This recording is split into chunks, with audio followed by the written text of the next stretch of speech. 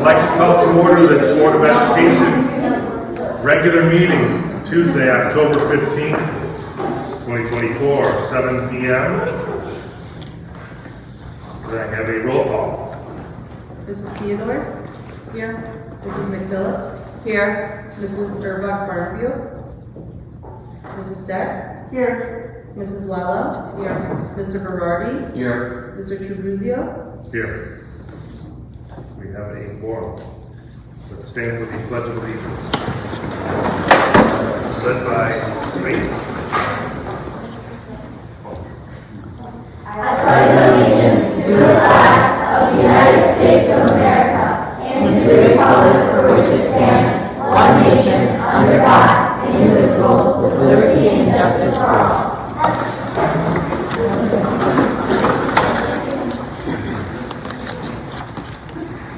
The mission statement. The mission of Norwich School District 80 is inspiring educational excellence in a nurturing environment. Let's celebrate the success. Who would like to? Okay, thank you. If I can have all our space members come on up here. We have a nice presentation for everyone. Thank you all for being here.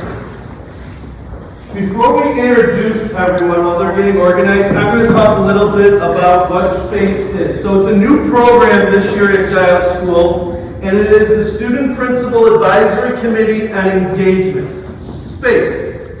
So it's a team of students from different grade levels, from 5th through 8th grade, serving on a committee to support the goals of Norwich School District 80 and of Giles School. The committee is led by myself, the building principal, and the assistant principal, Mrs. Gulo, and all students on this team serve a one-year term.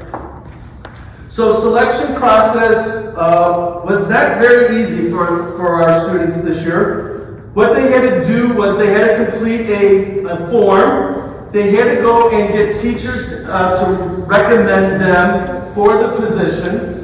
And then Mrs. Gulo and I met with the Giles Building Leadership Team. So each school, Lee and Giles, as a staff, we have a building leadership team. We met with our building leadership team. We went over all the candidates. And then what we did is we created a Google form for a voting process. That voting process took place, and these candidates were selected. There are 3 from each grade level. And I'm going to have them introduce themselves. They're going to tell you their name and their grade. I'm Sophia Pavilion and I'm in 8th grade. I'm Gabby Rose and I'm in 7th grade. I'm Lisa Lauer and I'm in 8th grade. I'm Lydia Tenine and I'm in 6th grade. I'm Riley Bowling and I'm in 6th grade. I'm Alan Patrick and I'm in 5th grade. I'm Sylvia McPhillips and I'm in 8th grade. I'm Kylie Monson and I'm in 5th grade. I'm 8th grade and I'm also in 5th grade. Okay, well, thank you all for being here. So what will we do as a committee? We will identify and promote the district and school goals. We will focus on the characteristics of pride: positive, respectful, responsible, inclusive, determined, and engaged. We will promote the Giles-made environment.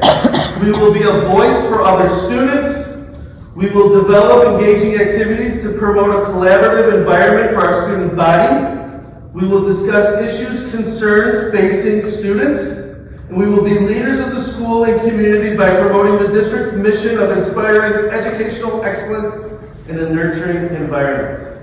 So we have meetings each month. Our meetings are after school from 3:15 to 4:15, and we do it once a month unless we need to add a little bit more depending on the concern or the issue that this committee is addressing. So we've already held our first meeting in October, and we developed when I say we, they, developed the first 2 goals that we're going to focus on this school year. And the first goal that we have is restructure of recess. And the second is enrichment for win. So this team came up with these 2 goals that we're going to work on the entire year. How was that process in your first meeting? Yeah, okay. Very good. We Very all good. had separate ideas that we put into this. And then we all took a vote on which should be the most important. And these were the 2 that were selected. Absolutely.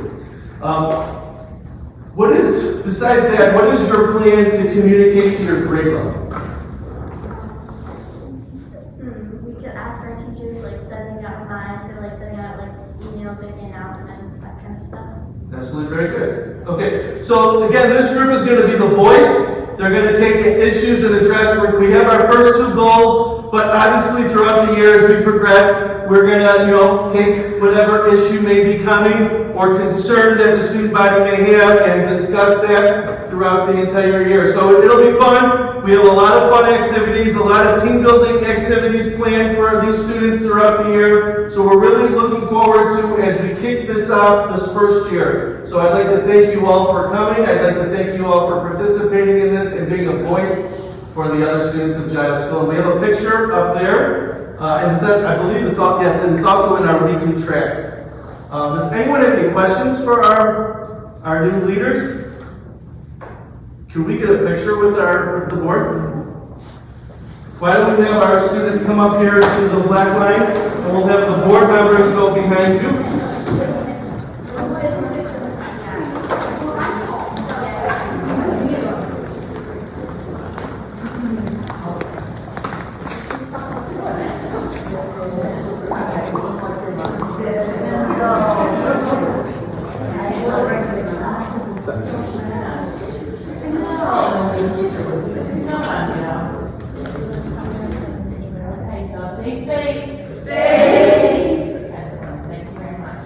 Thank you all for coming.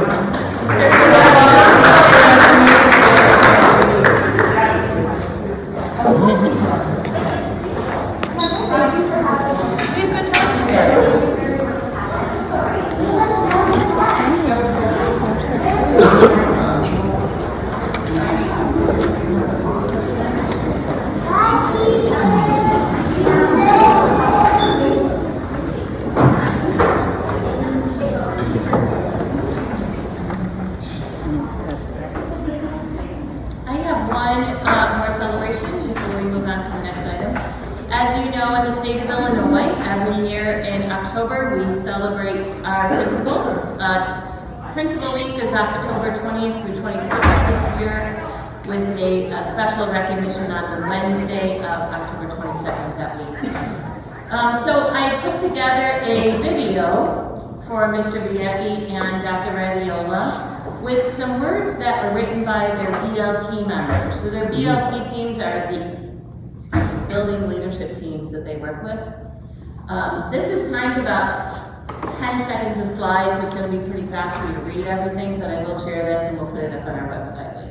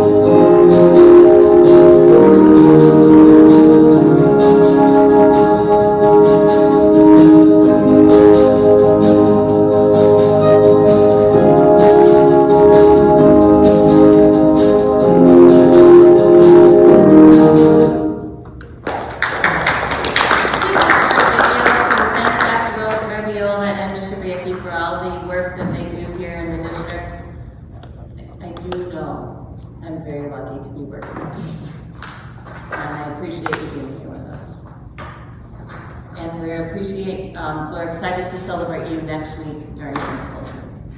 So thank you very much. Can I add something? Yes. Okay, thank you for hosting a Giles home soccer game. That was really nice to attend. It was really well attended, and I know it wasn't easy to put that together, so thank you for making that happen.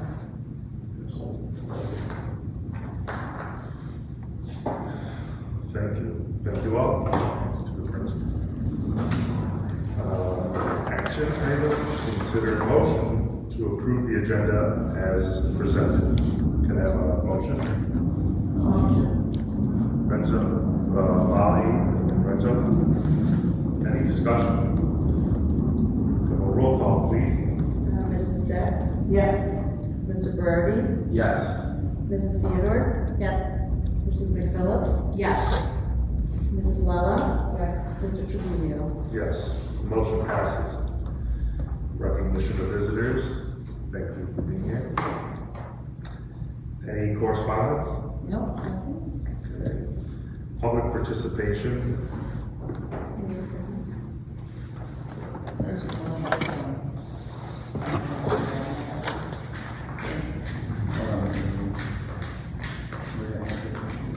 I think you're officially calling you out. Oh, okay, I didn't know you needed it. No. I've done, I spent 15 years in Come on, education. come on up. I want to face everybody. You can state your name, please. Sure, Nate Brown.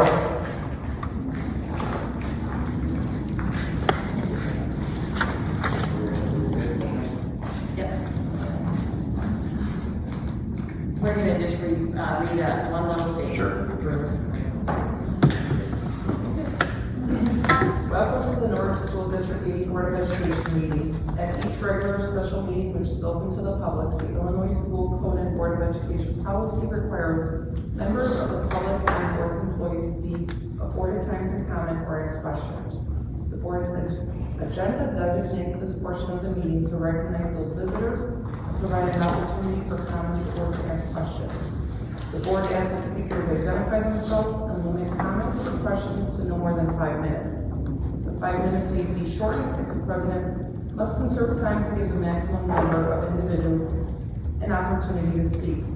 Speakers are reminded to conduct themselves with respect and civility towards others. The board also requests that speakers refrain from identifying individual students or staff. Speakers who choose to identify specific students or staff do so at their own risk. Please keep in mind that the opportunity to engage in public comment at a school board meeting does not insinuate speaking from legal violation of privacy. Lastly, if someone wishes to present an unresolved complaint to the board requests that you contact Ms. Booth. Stay tuned, the board now looks forward to your comments and questions. Thank you. Sorry, Maria, 15 years I spent in education, not once did I ever speak at a meeting, and I'm out of it for a month and a half, and here I am speaking at a meeting, so I appreciate everybody's time here. My name's Nate Brown, I'm the new executive director at Norwich Park District. I'm excited to start that role over there. I've been pretty active in the Norwich community since we moved here in 2020, right after the pandemic started. I spent 15 years in education. I taught 3rd grade, and then for 10 years I taught 6th grade and 7th grade. So to all the administrators at Giles, I do know what Skippy Toilet does mean. That can go in the public minutes too. How do you like that? My wife is a lifelong Norwich resident, and my daughters and my son, I have 4 kids. My oldest is in 5th grade, then 3rd grade, and then 2nd grade twins. Really, I'm gonna be brief. They only gave us 3 minutes in Glen Ellen, so I'll give you, and you guys are very kind for giving us 5. I believe that the park is community-based. I believe that the park is the hub of Norwich and Harwood Heights. I've coached many teams. I lost many times to Renzo's teams. Thank God Amanda's on our team because our daughters all play together. But one thing I learned is everybody in this town is very closely knit. Just in a month and a half of being the director there and just kind of listening and watching, the biggest thing I see is we are the major hub for all the children. And there are many of your students. And I don't believe in my educational philosophy, which will go into the park as well, is you have to listen. You cannot be judgmental. You need to make sure that you are working together. And the hardest thing to do is when you're dealing with 12 and 13-year-olds, which I did for a long time, they just want to be heard. That also goes for adults.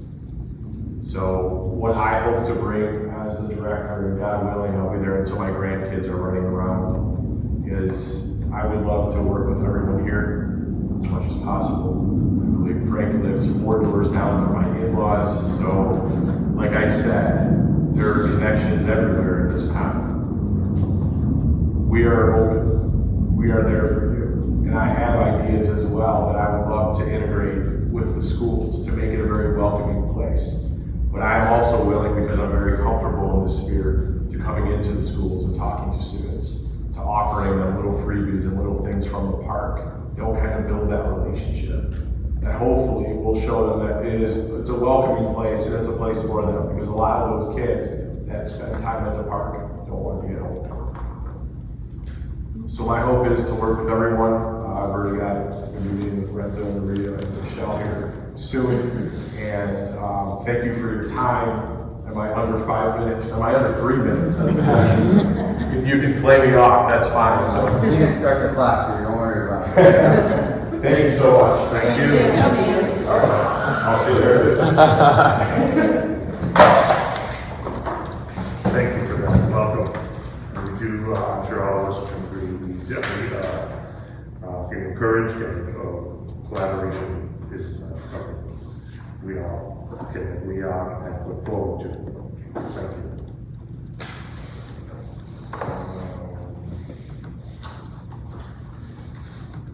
FOIA requests. There are a couple FOIA requests. They could be reviewed at the website as published. To presentations, STEAM program at Lee School. Thank you very much. I'd like to introduce Mrs. Jada Piscitelli, who is the Lee School STEAM teacher. She's going to present a little bit about our STEAM program and what we have planned this year, and hopefully for many years to come. Good evening, everybody. Just like Dr. Abiola said, my name is Jada Piscitelli. This is my first year teaching in Norwich. I'm the STEAM teacher, so my classroom is quite literally through the wall. I'm so excited to tell you about STEAM. It's been such a great year already. The kids really, really love this program. But to start, STEAM is an acronym, and it stands for Science, Technology, Engineering, Art, and Mathematics. So in STEAM this year, we're actually attempting to cover all of those topics at some level throughout the school year. Here is a quick overview of our scope and sequence. So we started the year off using technology. Now we're kind of veering into engineering, science, mathematics, and then ending the year with art. We also... I'd like to talk about this slide really quick. I threw this one on here. So wanted to just mention the computer science equity grant, which Norwich School District 80 was awarded back in June. And when we were awarded that, it was for fiscal year 24 to the sum of $51,000 and some change there. And so those were funds that needed to essentially be spent by the end of August. So it was a very quick turnaround in putting together these orders. And we put together some really nice things that we were able to purchase. We were able to purchase a class set of Chromebooks, wealth of Lego kits, as well as some professional development from Lego. Some snap circuit kits. There was some furniture that was purchased for Tiger Territory. Some math centers, a blowfork machine, cricket machine, 3D doodler pens, which you'll see in a second, which are pretty cool. Some STEM activity kits, and other miscellaneous materials that you need to run all of these, fun things. So lots of materials were able to be ordered as a part of that grant, and we're hoping that that grant, gets extended. I think we should have an update on that, in the next month or so for this school year. So sorry, I just wanted to chime in there since I threw a little bit of information in, but I will let Mrs. Piscitelli take it from there.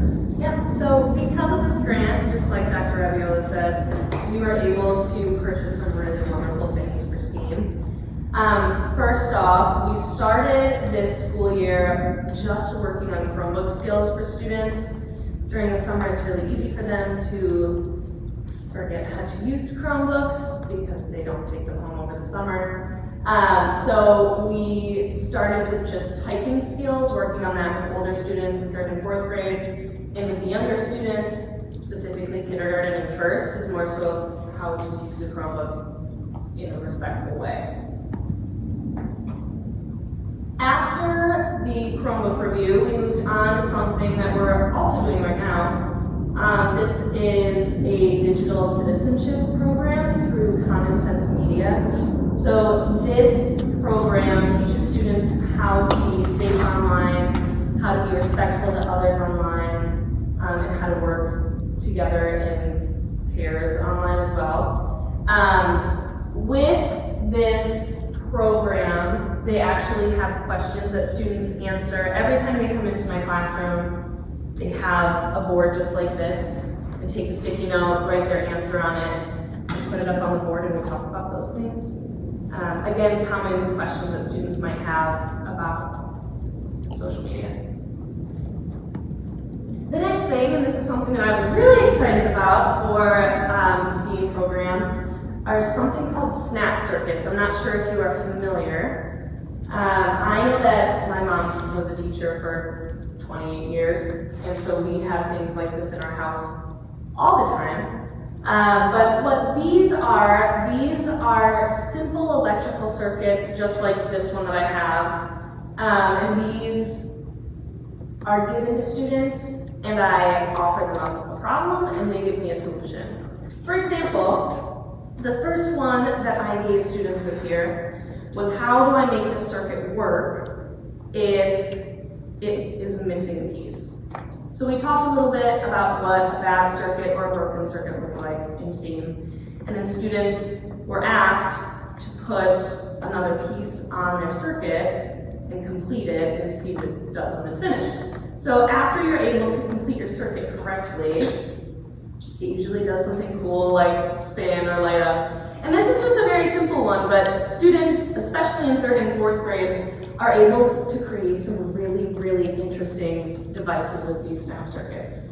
So these are something that I'm very proud of in STEAM. Right before we go to break, we have something that will be a winter activity week for students. Not much to say on this, just a week of activities that I'll be pulling from Mystery Science, if you're familiar with that.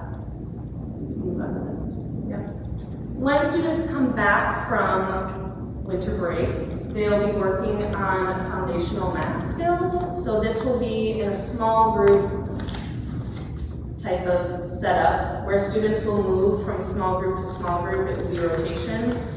And based on their grade level, they'll be working on math skills that they might either not have time to cover in class during the school year, or after I've talked to their teachers, I know that these grades struggle with these specific topics.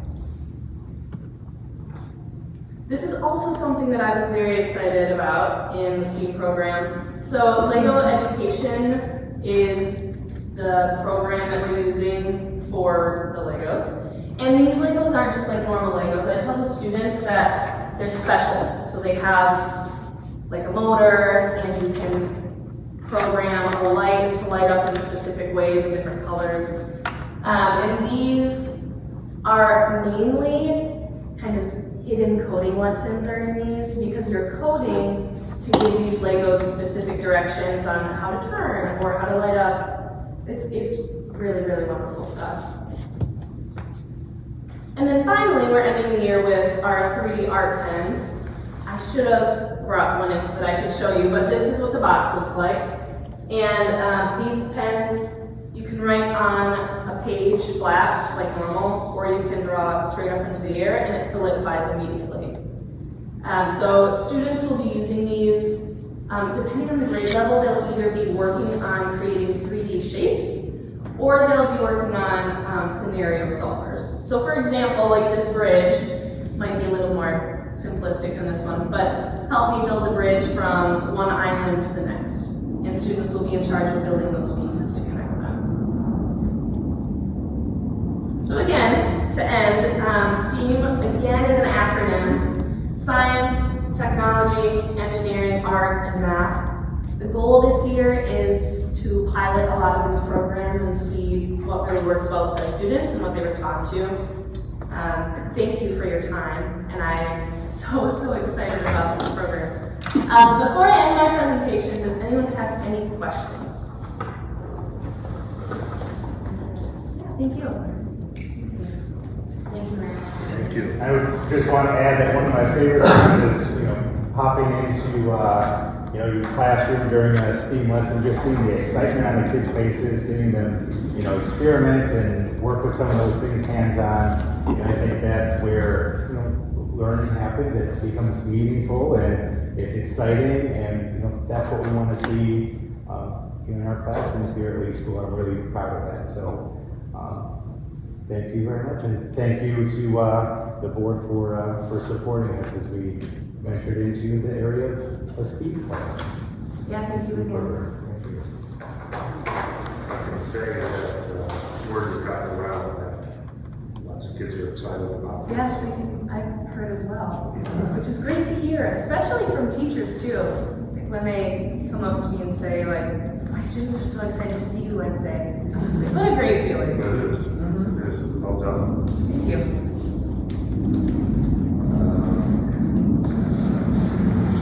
Presentation of vacation of the year data review.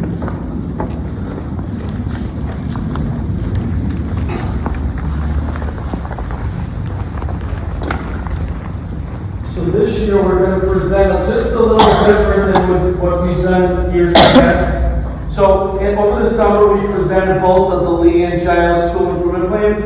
And what we're going to do is we're going to take you through what we have done so far since the start of the school year with our beginning of the year data and where we want to go for the rest of this school year. So looking at our first goal on both of our school improvement plans, it was focused around the area of math. And a commonality we have is that we're both looking for 78% of our students to meet expected Ks, either through the iReady assessment or the NWEA math assessment for 6th through 8th grade. So looking at the data of where we are right now, this particular slide shows a little bit about where the district is, all the way to the right, compared to other school districts and students who've taken the assessment in the state of Illinois, as well as the nation, and also compares it to the national norm, which was a study done back in the fall of 22-23. Now currently, as a district in the area of math, about 20% of our students are early on grade or a bit above grade level. And that compares to about, if we look at the state of Illinois, the average is about 18%. If we look at students who are considered one grade below, in that yellow there, we have 56% compared to the state, which is at 48%. Although where you'll see that might not sound too great because you see 56 and you're like, well, why is that, more than the state or one below? But that's also because our percentages of students who are 2 or more grades below are lower than the state, with a total of 25% compared to, most some quick math, 34% at the state level. And this compares all school districts that utilize this assessment, which is quite a few. It looks like 413,000 students in the state of Illinois utilize this particular assessment. So it gives you a pretty good sampling, and about 10.7 million if you look at those national numbers. So when we're looking at our math scores and our math programming, one of the things that we want to look at is our data over the course of years. We call this like cohort data. So you're looking at our current second graders and you're tracking them back to when they were in kindergarten. You're looking at our current third graders and you're tracking them back to the fall of 22-23, and the same here for fourth grade. And the numbers are going to be a little bit lower than our current enrollment because we don't necessarily have the data for those students consistently, but this shows year over year. So what this is showing us is that in our current second grade, when these students took this assessment in fall of 22-23, the median score, that score that was just kind of right in the middle, was the 49th percentile. And over time, you'll see that that's grown. Now, when they took it in the fall, this most recent testing period, we were in that middle student, that median student, was scoring in the 55th percentile.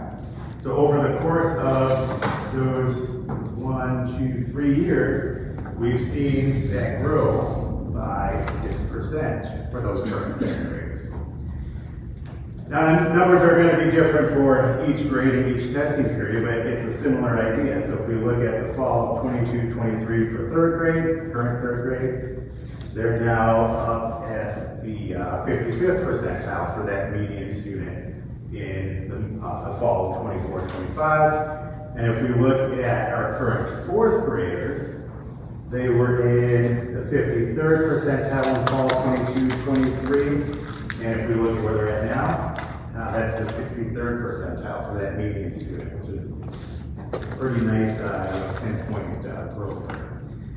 Now, this type of data really helps us to identify whether our Tier 1 curriculum, the curriculum that we use for our mathematics instruction, is it showing us that we're increasing throughout the years?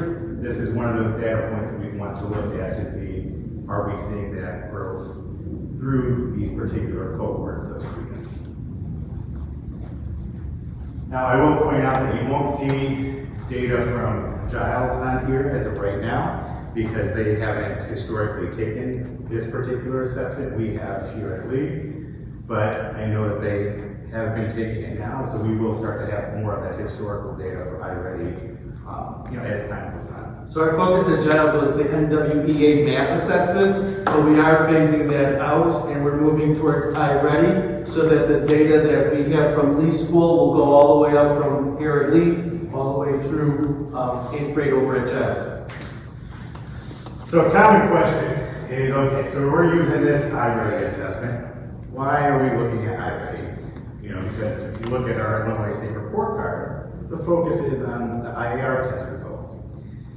Well, it is for a few reasons. One, iReady is our diagnostic. It gives us results throughout the school year, so we can take more actionable steps throughout the year. It's more real-time data as opposed to waiting for data, at the end of the school year and having that snapshot that's delayed by months by the time you actually get it and can review it. But the other important piece is there are studies where it is linked, the iReady assessment is linked to the IAR results as well. So this is a slide showing if our current students in 3rd through 8th grade, if they did not make any additional progress throughout this school year, this is what we would estimate our IAR scores would look like in the spring of this year. So level 4 or 5 would be our meets or exceeds. We're proficient there. So essentially, 3rd grade, if we didn't show any growth from where we're at right now, maybe 2%, it's kind of hard because we don't even see a percentage there. 4th grade, we see about 7. 5th, about 7% meet or exceeds. 7th grade, we'd see probably 15, 16, and then 13% for 8th grade. So this is important for us to know because why do we focus on growth? And looking at our iReady growth in particular, we'll see that on the next slide because that'll show us what the projection would be for students who achieve that typical growth. So if all the students in 3rd grade were to achieve that, then we're looking at 32% exceeding. 4th grade, about 40%. 5th grade, about 23, 24%. 13% for 6th grade, 37% for 7th, and about 23, 24% for 8th grade. Now that's meeting what we call that typical growth. So that's why we have that focus on growth, because we can monitor that.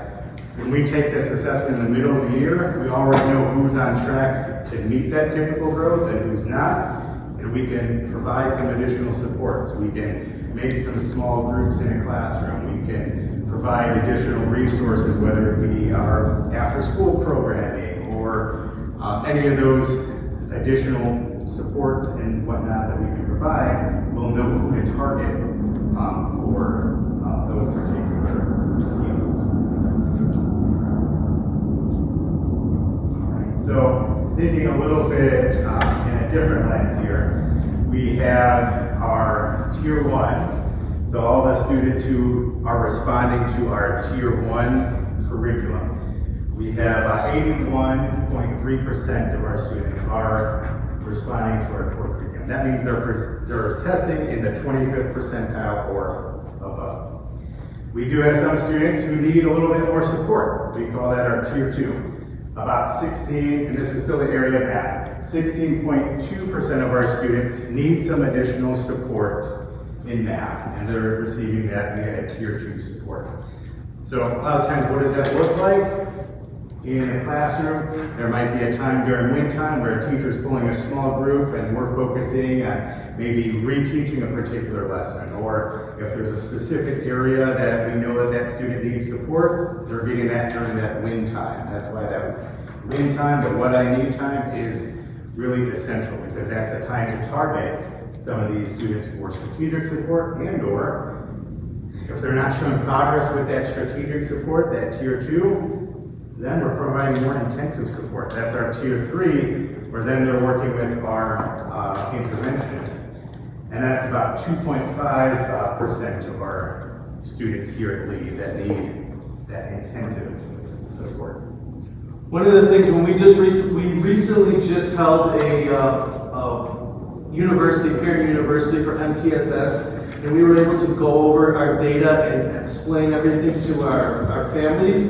The one thing that I wanted to point out to our families is the nice thing that Lee does is Lee is able to address these issues early on in a student's education, so that as they go throughout our system, they have that early support, and then by the time they get to Giles School, we see a difference.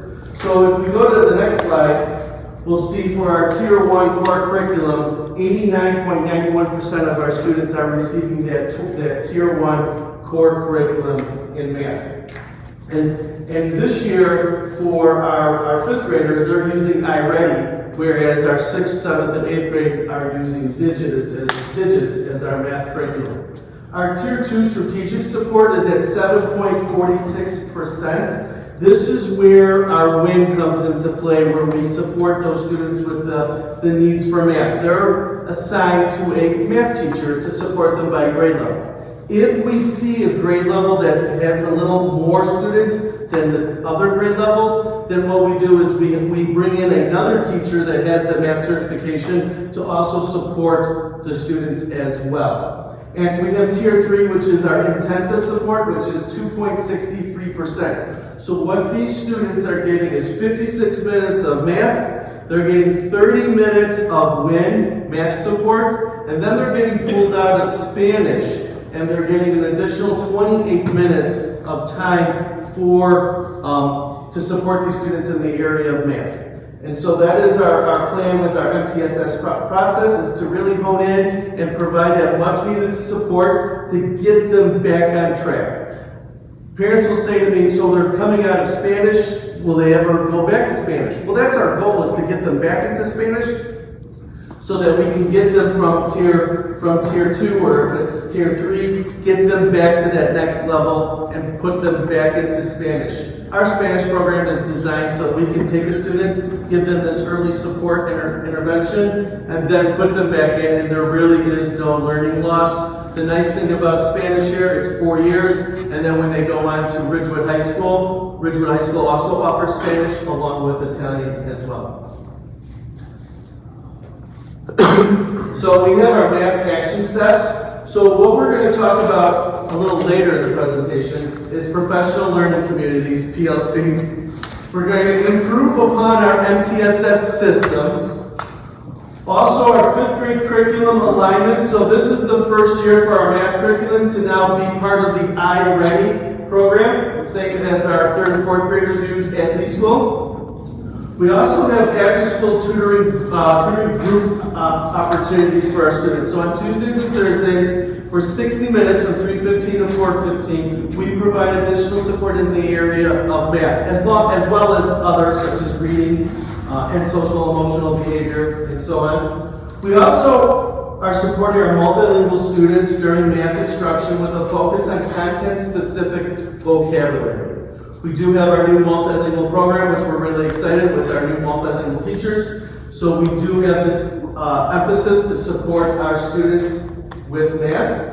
We also are goal setting with our students. As you come to conferences, their student-led conferences, they're goal setting. We're always working on a goal, short-term, long-term goals. And then we have ongoing professional development opportunities for our teachers and staff that have occurred over the summer, as well as in the beginning of the school year, and will be ongoing throughout the entire year.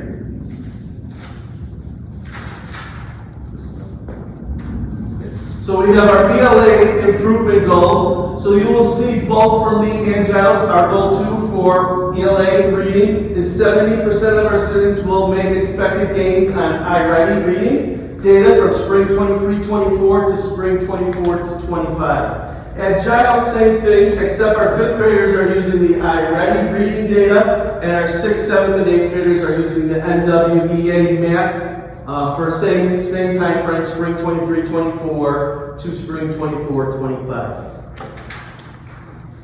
So now we come back to similar slides from what we were looking at for math, now on the reading side. So on this slide, similar to the one for math, we have district all the way to the right. We have the Illinois averages, national, then the norms here. Obviously, you have this in board book as well, but the main takeaway here is that we are, in terms of how our students are placing, we are doing better than the majority of the students who took this within the state and in the nation. And if you look at our overall placements, we're seeing less students in the red and more moving up towards the yellow, which is ultimately what we want to see. So focusing again on the question around IAR results. So this next slide shows us what our scores might project to be if we showed no additional growth. And as you can see, about 7-8% for 3rd grade meeting or exceeding, about 23-24% for 4th, about 28% for 5th, 18% for 6th grade, 44% for 7th grade, and 41% for 8th grade. Now that's if they're not meeting their growth target. On the next slide, we're going to see what that looks like if we do achieve that typical growth. We do see that the scores go up a little bit, and about 25% for 3rd grade, 39% meeting or exceeding in 4th, 36% or so for 5th. They tell us at level 5 up there, 28% for 6th, and 46% in 7th, and with a 51% for 8th grade. Just kind of gives us an idea of what we're looking at and why we utilize those iReady scores, because they are linked and we can monitor that throughout the school year and make more informed decisions throughout the year. So looking at this same slide, in ELA, we do see more students here at Lee that have a Tier 3 intervention when we compare that to math anyways. I think for math, we're at 2.5%. Here we're seeing 7.6% students needing that Tier 3 support, so just wanted to point that out. However, we still are seeing that our Tier 1 is within that range of what we'd like to see. a typical disbursement, you want to see about 80% or more, always the higher in tier 1, the better, but 80% or more for tier 1, about 15% tier 2, and then you want to keep that tier 3 to about under 5%. So we are seeing our tier 3s a little bit higher than we would like, but we are still falling in within a typical disbursement of those students' placements through the tier continuum. And at Giles School for our ALA, our tier 1 core curriculum, we're at 84.38%. For tier 2 strategic support, 11.38%. And for our tier 3 intensive support, 4.24%. Same concept as math. We have tier 1 program for all of our students. Tier 2 is WIN, where they're working with our ELA teachers. And then tier 3 is our intensive support, where they're getting the 56 minutes of ELA, they're getting the 30 minutes of ELA WIN, and then they're getting additional 28 pull-out from Spanish for our tier 3. Another important thing that I'd like to mention is our students that have multiple tier 2s. So we do have some students that have multiple tier 2s. So what we do for there is we look where the greatest need is. And for example, if the greatest need is reading, then they're placed in a reading group for that support. But what do we do? Because we still have to focus on the math that's at the tier 2. What we do is we pull them out of Spanish for that time and give them that 28 minutes pull out from Spanish to provide that tier 2. We do have an individual interventionist that's in our library that is supporting our students that are pulled out from Spanish to provide that additional support. So you'll see very, very similar our action steps for ELA as compared to our math. We're going to again focus on our professional learning communities. We're going to improve upon our MTSS process. We're going to have our 3rd, 4th, and 5th grade ELA curriculum alignment. This is our 2nd year for our 5th graders that are using magnetic reading and writing. We did add a writing course to Giles School. For our 5th and 6th graders, we already added for 7th and 8th graders. Last year was the first year for that. So this is the first year that all of our students are receiving that writing component, which is extremely important because we were just at an IAR conference, and the writing is so important for math, for the Common Core. You have to write, explain everything. Science, our 5th and 8th graders take the Illinois Science Assessment.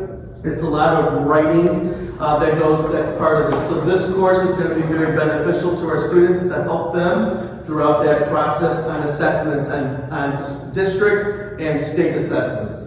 We're also continuing to support our multilingual students during ELA instruction with a focus on content-specific vocabulary. We're continuing our goal setting with students in the area of ELA, and we're ongoing professional development opportunities for our teachers and staff that again has occurred over the summer, the beginning of the school year, and will be ongoing throughout the entire year. So one of the things with a lot of those action steps is that it really is building our systems, because our systems are essential to making sure that everything is interconnected and comes together. And one of these is our professional learning communities, which is a PLC. So a professional learning community is an ongoing process which educators work collaboratively in cycles of collective inquiry and action research, kind of thinking, hey, what's working, what's not, so let's make sure to do more of the stuff that is working, ultimately to achieve better results for the students that they serve. So there's 3 big ideas of a professional learning community. 1, learning, it's right in the name. Then we have collaboration. We got to collaborate, and then our attention and focus on results. So when we think about that, the biggest thing has to be that focus on learning. It's the fundamental idea of what we do as schools. We're here for students to be able to learn, and that every student can learn. We have to have a collaborative culture. We need to make sure that all students can learn at high levels, and that educators need to work collaboratively and take collective responsibility. It's not just, a student, not just my student in my class, but they're all our students here at the school, at Giles School, in North School District 80. And then that focus on results. You know, we have to make sure that we're looking at what the data is showing us and using that as our evidence of student learning, and then how we respond to that. Because that's the biggest piece, is what are we going to do with that information?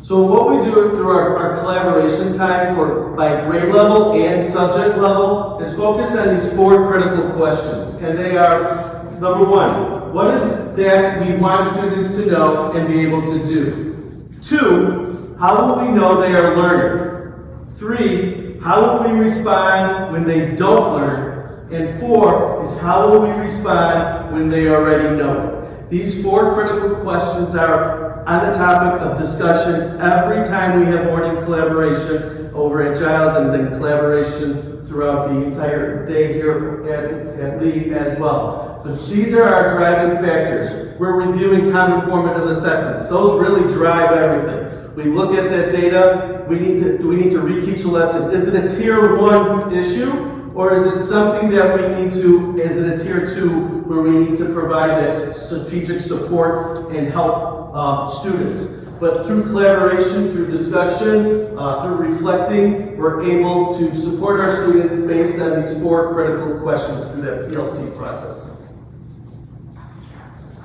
So this slide here just kind of shows you a little bit about the PLC cycle and how this kind of all comes together. You start by, you have your team, you're creating norms, you're looking at your data, kind of assessing, hey, where are we at? What is our reality? We work on setting some SMART goals as a team.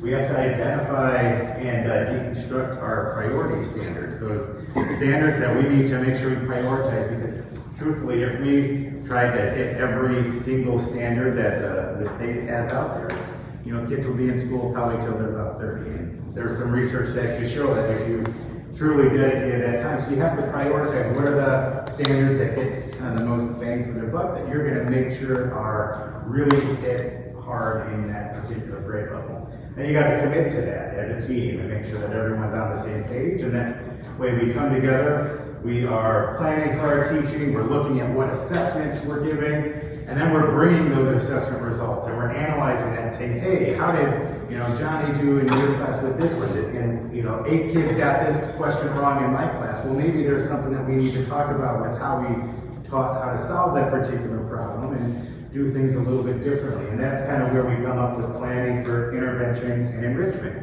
You know, and the other piece of that is the enrichment piece, because are we also making sure that our kids have already understand that concept? Are we pushing them forward, or are we just kind of holding them where they're at so that, you know, they don't necessarily have that opportunity to keep growing, you know, on their own individual path as well? So that's kind of the PLC process in a nutshell. But our next steps for our PLCs are for our PLC teams to make sure that they're identifying the assessments that they're utilizing to assess student learning.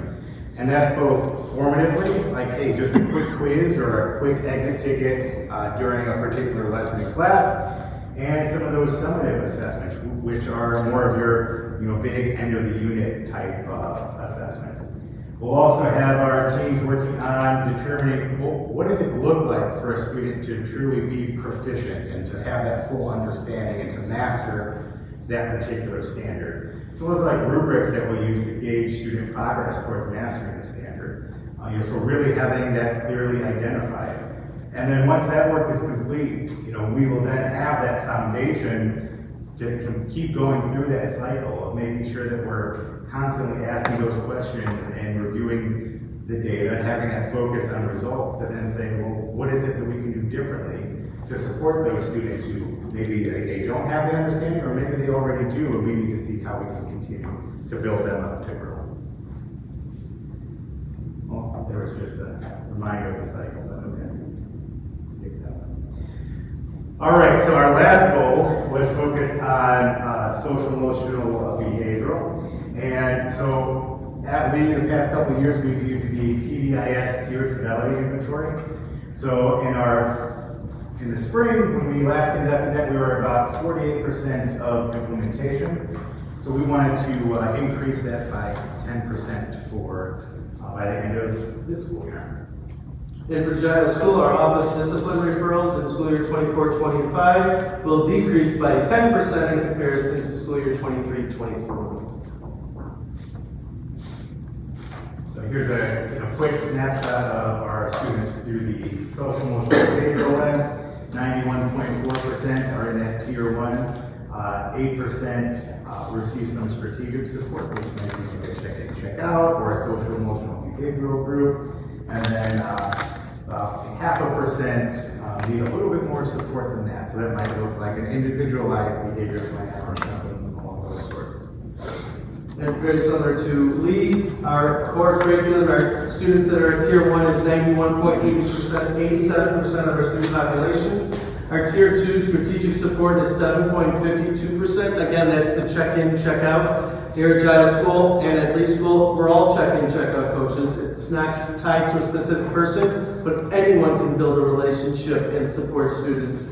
And then our tier 3 for our intensive support is 0.61% of our student population. One of the new items that we have this year is part of our WIN. We also have an SEB WIN group as well. And what we're doing is focusing on our second step curriculum that is used from Lee School all the way up to Giles School. And we also use our common sense curriculum, which is our digital citizenship, teaching students how to be responsible on using technology, not only with a cell phone, but also with a watch as well. So that is our data.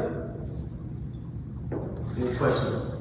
I have a question. So you use 70% as the gains. It seems like a common number. I'm just curious to see how that percentage came up with. Was it based off historical data? Are they achievable goals, reachable goals? And if it was based off of historical data, where have we fell, in our gains previous to setting these goals? Yeah, that's a great question, and it is based on how we have performed historically. So in our SIP plan, we have that listed out exactly, and I don't have that on me at the moment, but I can go check that out in a moment. But there is, we did look at how we performed historically with the percentage of students meeting their expected gains, and then we wanted to kick that up. I want to say we were in like I gotta double check, but I want to say we're probably around like in that 60-ish range last school year, like the low 60s. So this year we were trying to get up to 70.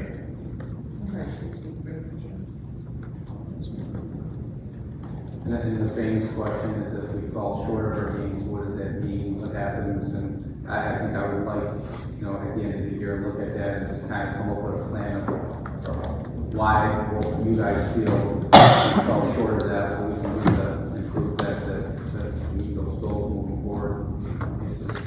And I think that's one of the things we're really trying to accomplish through our PLC process.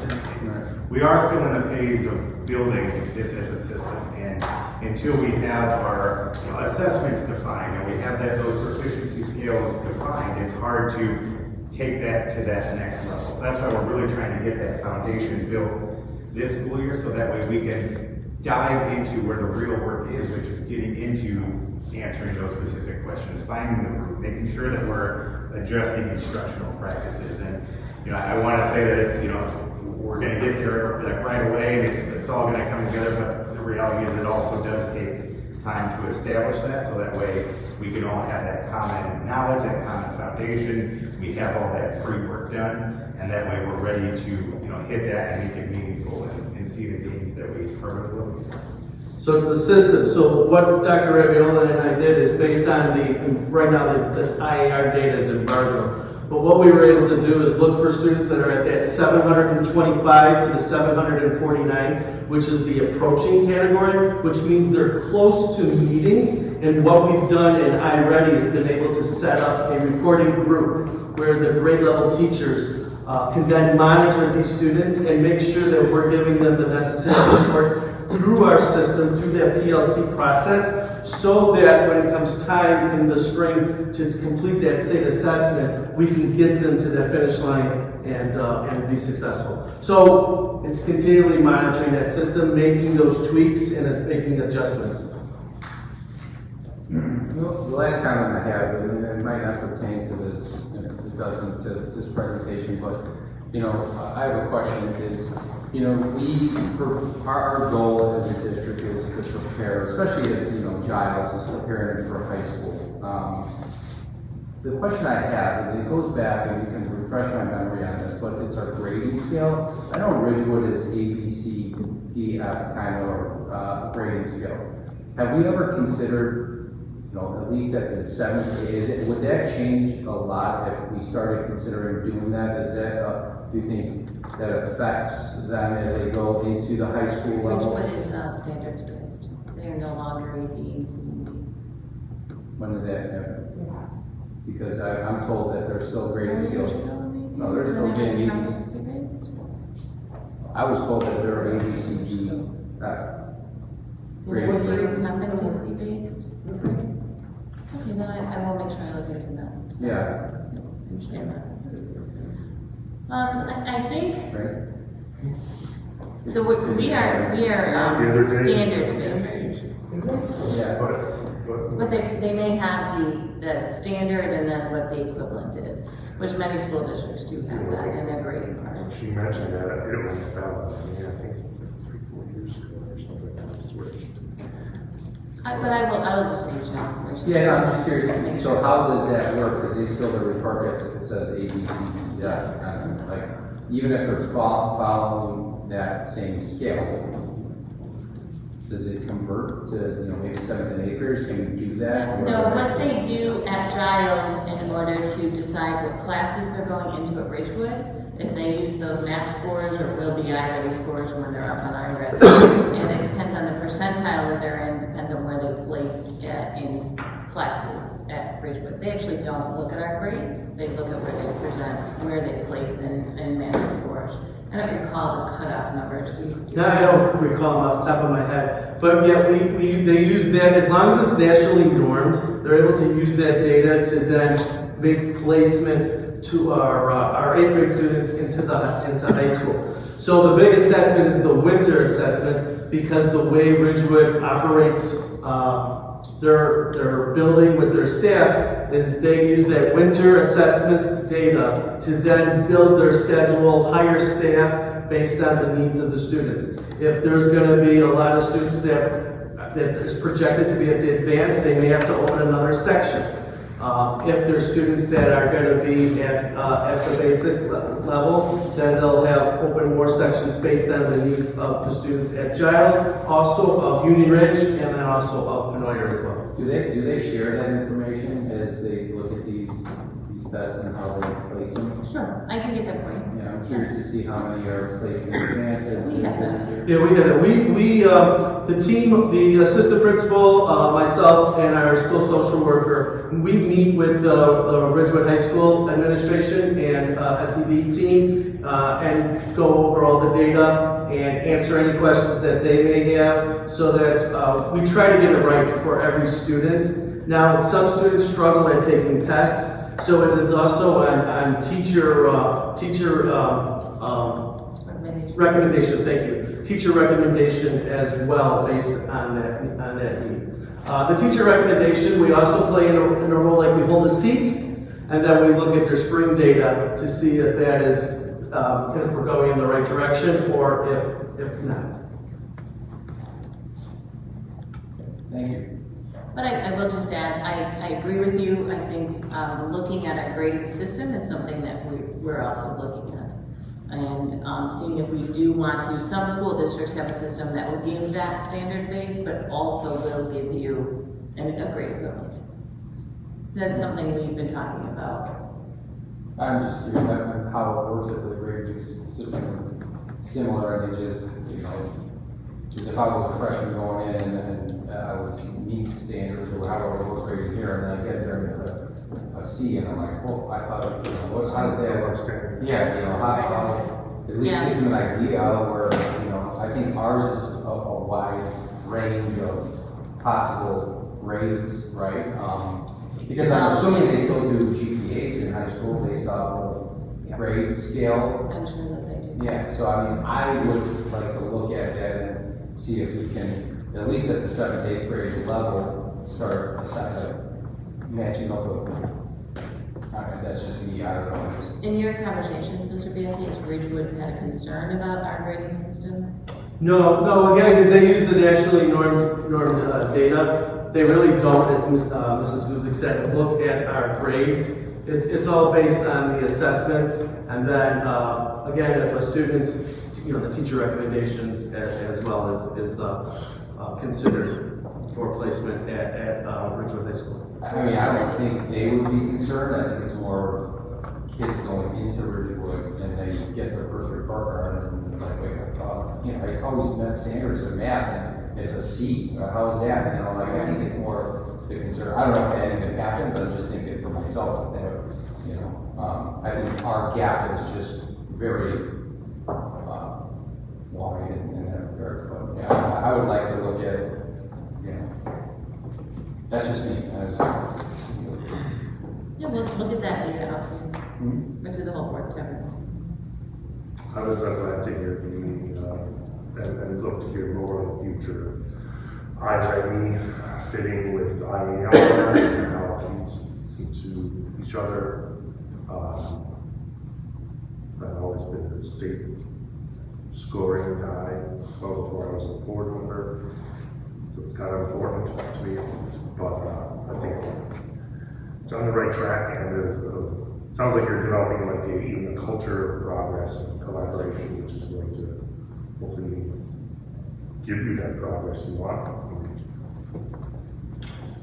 Let's see, encouraged by it.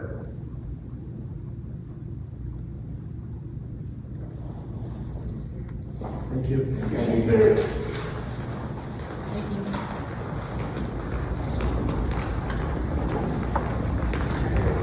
Administrative reports. I just have two real quick things. Very excited to share with you that I have been voted in as Rotary President for next year, for the 24-25 school year. Very excited. I am currently serving as the Leiden Area Superintendent Organization President this year. So just want to share that with you how exciting that is. And I did have my first Superintendent Advisory Committee meeting back on October 7th. It was a well-attended, great meeting. We held it here at Lee. The focus of that meeting was to understand how systems in the district work. We also did a tour of the building. We'll be moving over to Giles next month on November 7th. And our theme for that night is communication.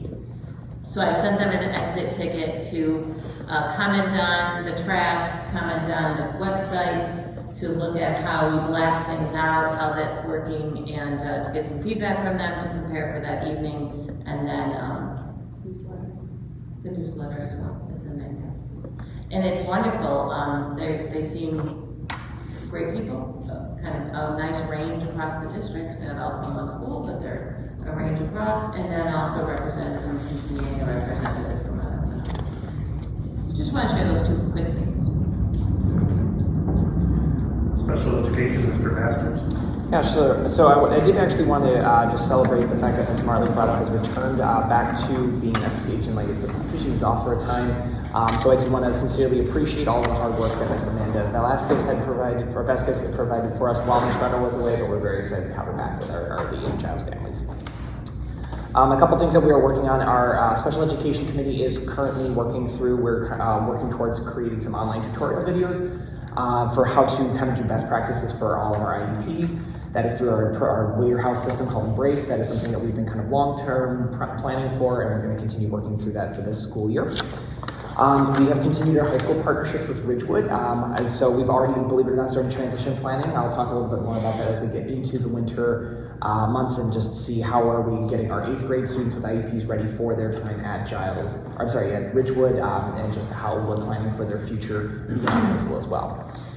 Our paraprofessional process, we actually have started that already. We've had several teachers who have submitted individual requirements to have paraprofessionals, so that's going through our current matrix. That's something that our SPED committee has actually approved, and something that we as administration has been going through individually to see how we can best support students in a targeted way so that we are increasing their independence, but also recognizing the need for areas where they may need some curricular support or otherwise. In addition, we also have had our preschool screening that most recently just occurred on October the 11th. We had 5 students that were scheduled, so our next screening will be happening on December the 20th.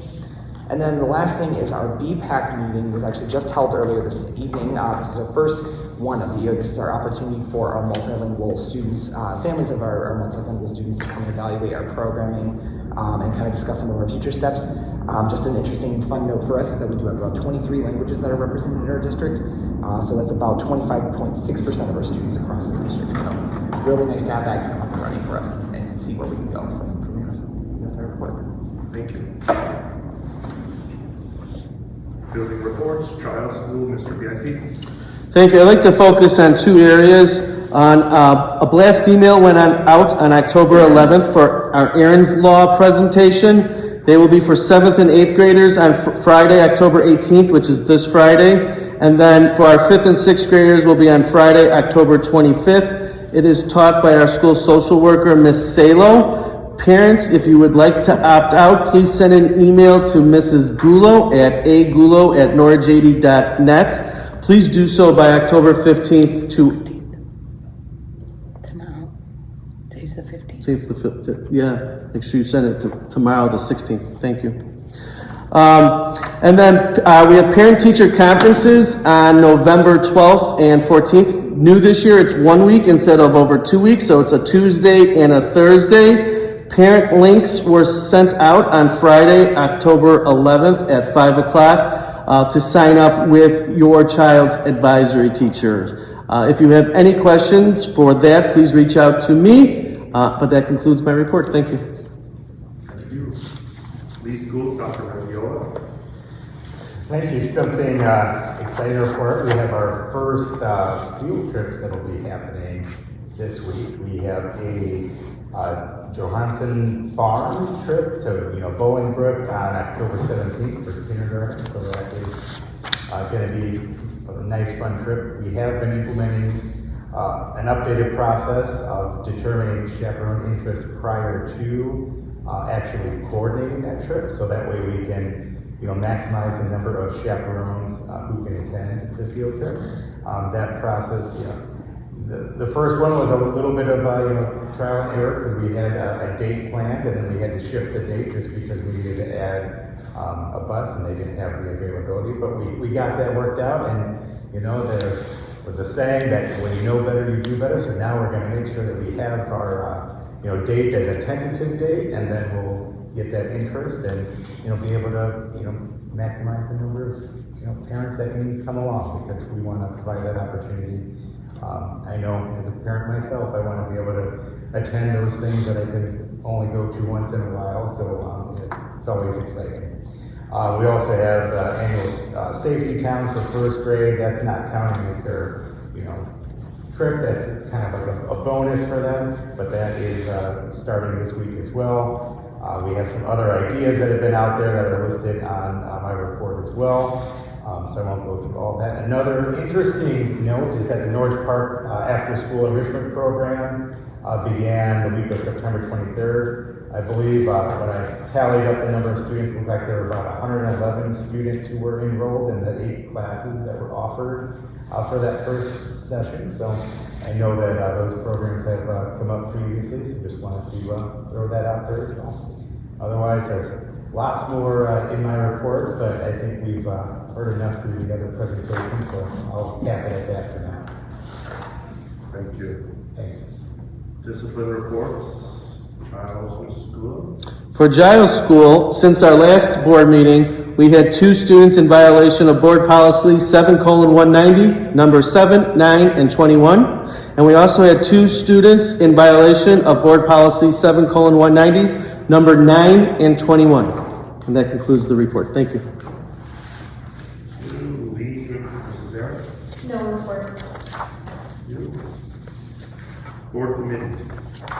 Education, report, board policy development. Yes, since President Trabuzio has decided we're going to be talking about the policies at our regular meeting, we aren't looking at a committee meeting for policies. Today, I have provided for you at your table policies 100, which we're going to talk about in my discussion, and then policies 200. Please take these home with you and take a look at them before our next meeting so that we can go through the 200s. Today, in my report, we'll talk a little bit about the 100s. Yep, these are yours. We'll keep adding the 300 next. So please bring it back next month. Okay, building and grounds, there is a meeting the 21st of this month, or next Monday. Behavioral intervention, nothing to report.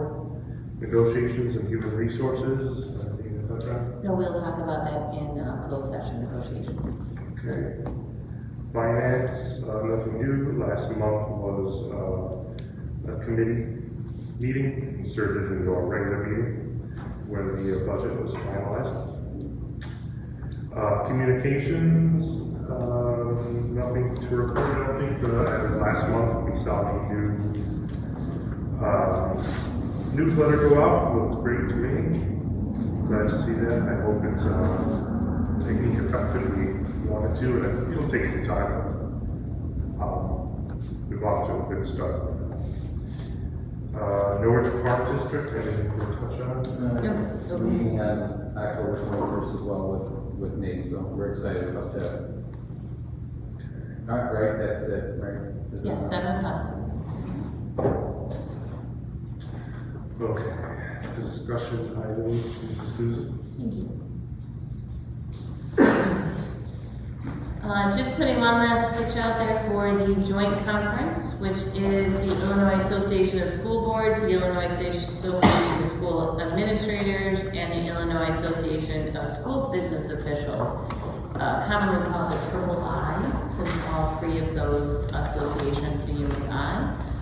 It is the joint conference that is held downtown, several different hotels, November 22nd through 24th. Mrs. DeVore and I will be attending. If any board members would like to attend, please contact Mrs. Garcia and let us know. Please register.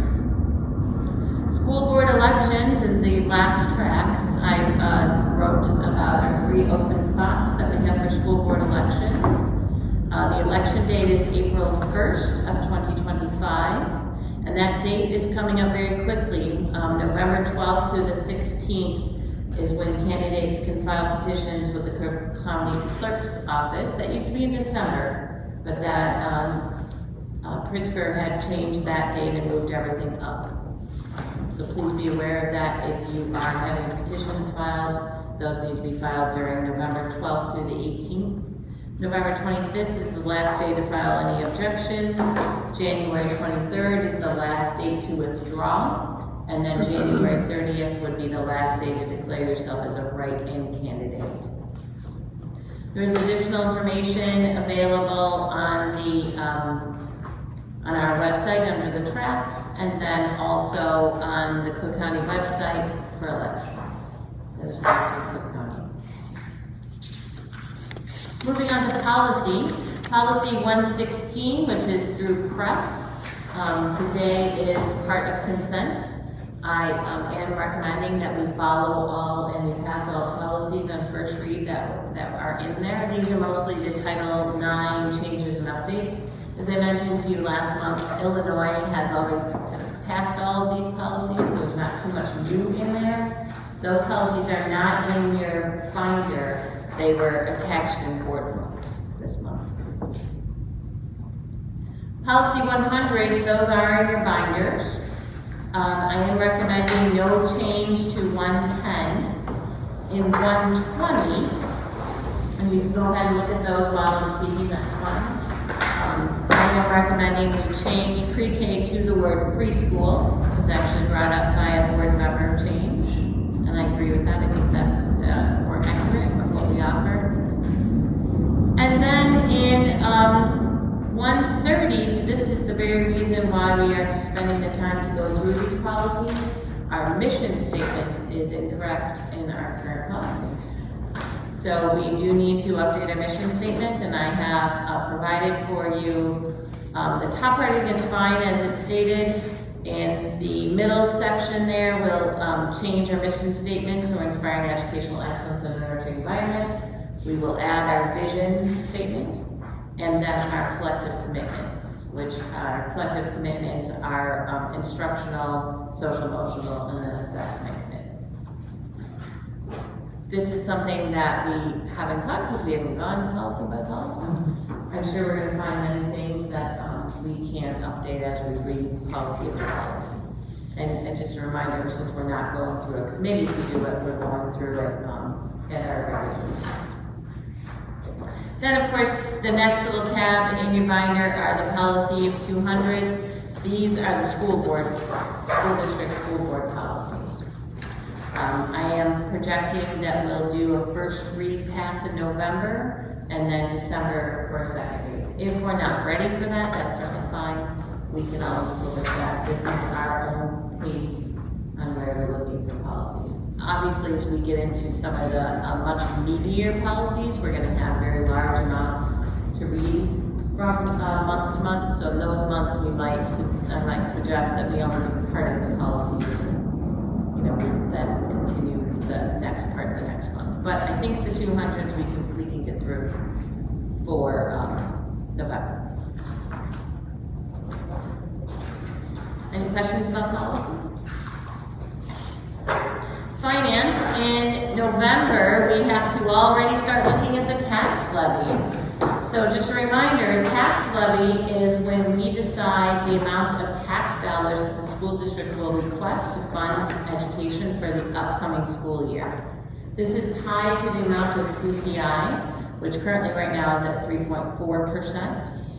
If you get to a point where you're going over 5%, because CPI might be over 5% or up close to 5% or at 5%, we've had to do a truth in taxation hearing.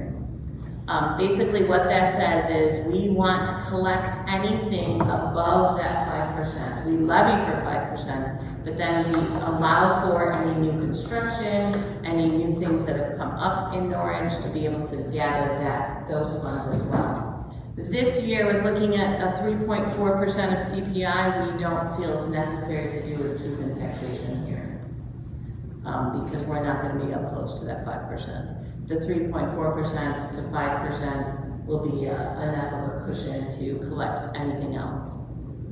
That is where we are right now. If we change our mind, we still have a month to look through that, but looking at our tentative plans, we are not expecting that. In November, I'm assuming during our regular November meeting, we'll have the Finance Committee discussion about the tentative levy, and then December, we'll have to do the actual levy hearing at the beginning of the December board meeting. Similar to how we did that with 2 months to get past both of these, a tentative and then a hearing.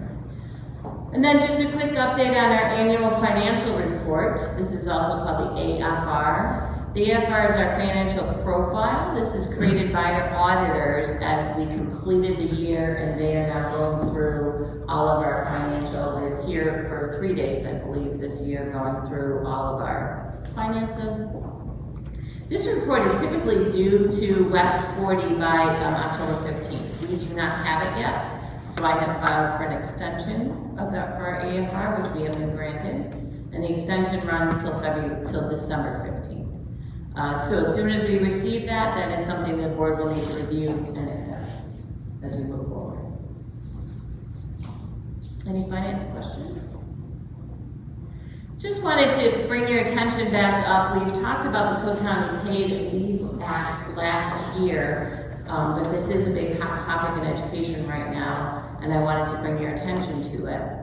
What this leave, similar to what the state passed in its Paid Leave Act, but the state's Paid Leave Act exempted school districts. The Cook County Paid Leave Act at this moment does not exempt school districts, but it did put off school districts to have to start this until January 2025. Certainly a lot of discussion going on in the Cook County Board. I've written many letters. I know that President Tribuzio has also sent some letters on the Cook County, to the Cook County Board back in last school year regarding trying to get school districts exempt from having to follow this. Basically what it says is when a paid worker works 40 hours, that they are then awarded 1 hour for every 40 hours they work for paid leave. That leave can be for any reason. It can be at any time. It doesn't have any restrictions whatsoever. And people can use it with no reason or have any proof of of when they're using it or what they're using it for. This also is an addition, or could be an addition, to the paid leave that a school district already provides. So if you think about our teachers who are following our collective bargaining agreements, wouldn't change what's currently in a collective bargaining agreement, but this would become something that would need to be bargained in our next contract negotiations. Now, why is there some difference in this? Well, the teacher CBA does have sick leave, but that sick leave does have some restrictions on how it can be used. This paid leave, if this does pass and we must use it, there aren't restrictions on how it can be used. So it's a little bit more difficult. For example, teachers cannot use a personal day on a Friday before a long weekend. We restrict that because we need teachers in the building. We can't have everyone taking an extra day off for travel. So we restrict that day. In this case, that wouldn't be something we would be able to restrict. Our paid staff that are not part of the collective bargaining agreement would, in some cases, start to receive a different level of leave that they don't currently have right now. For example, our paraprofessionals have sick days, but they don't have, and they have one personal day, but they don't have vacation days or paid leave in that same way. So just want to bring this to your attention because this is something that is a hot topic right now. And I am actively working with the Superintendent's Association to try to get school districts exempt from this. And just a few dates to share with you. I can't believe it, but we actually have our first band concert already coming up later this week on October 17th. This is the fall concert band, and I'm sure it's going to be amazing. We have over 100 students in those bands. Band has been, over the last couple of years, extremely popular. And happy to say everyone has paid their fees. Everything is great. We have NSF Bingo Night here at Lee on October 18th.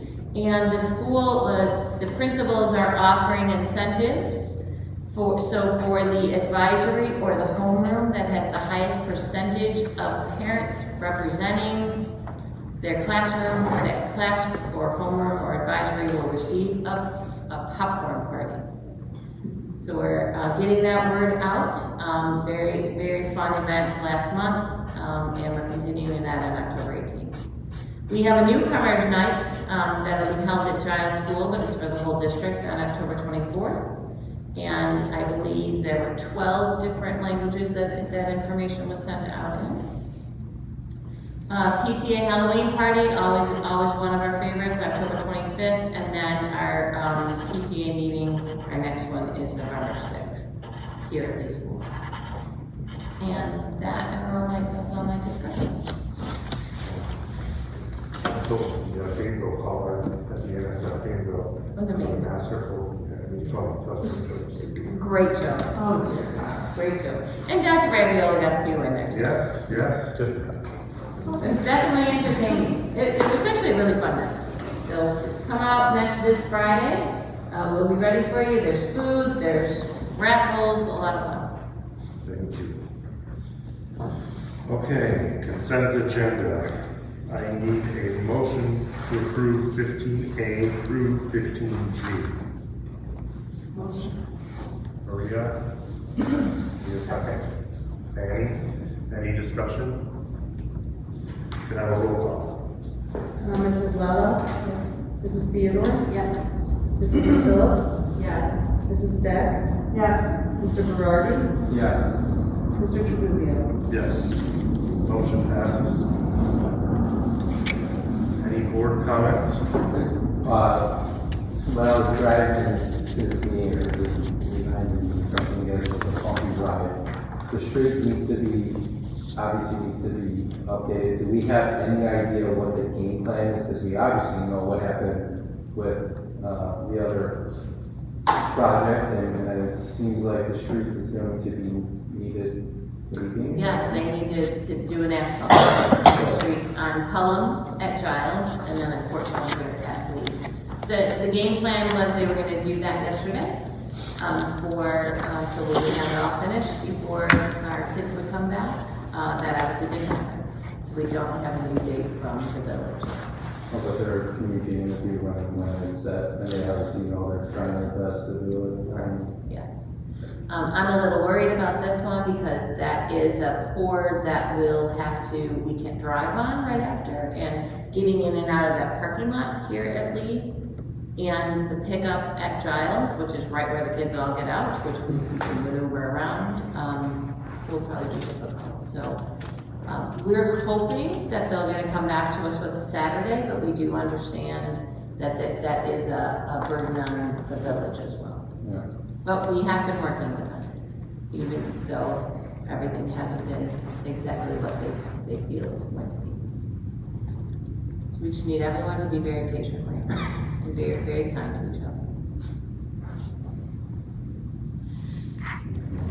Yeah, because if they did on like a Friday afternoon, over the weekend or something. Yes, we had a sick day on Friday, so the plan was they were gonna start Friday, they were gonna finish Monday, but that. Did they ever say why, or no? Do you know that a residential block near me has just been done at first coat, so it's gotta be the same company. So I can only hope that they're moving this away next. Yeah, I mean, I don't care about the little bumps for now, I'm just worried about when they actually do it, and it's right now, where it's gonna be. I understand that that company is under contract to the end of the month, and they have stated that it'll be a lovely Halloween parade here at Lee with the streets redone. So, I think they're gonna get it done soon. I've communicated with the village, and of course Derek is the main contact.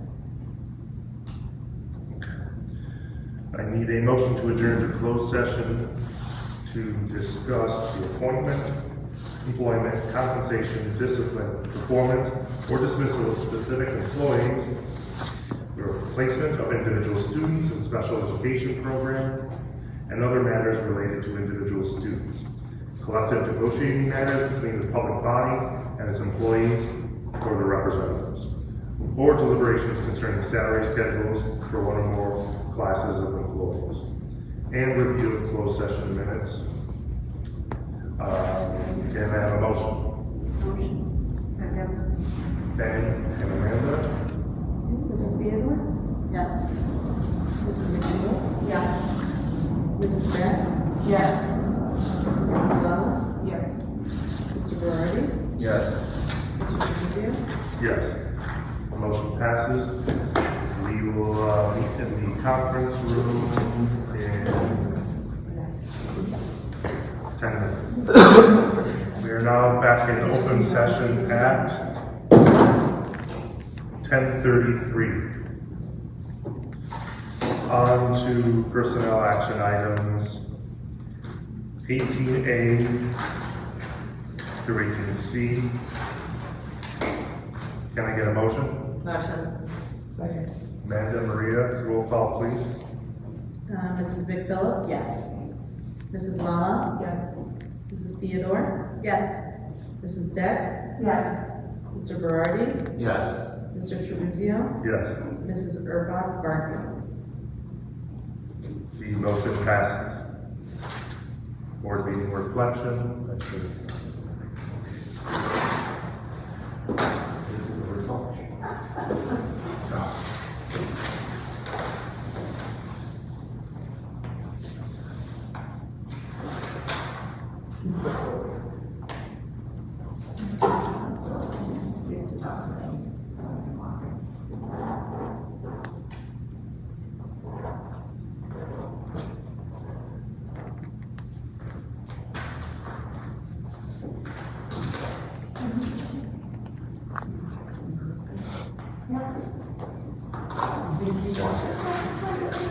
Good. I need a motion to adjourn this meeting at 10:35. All in favor say aye.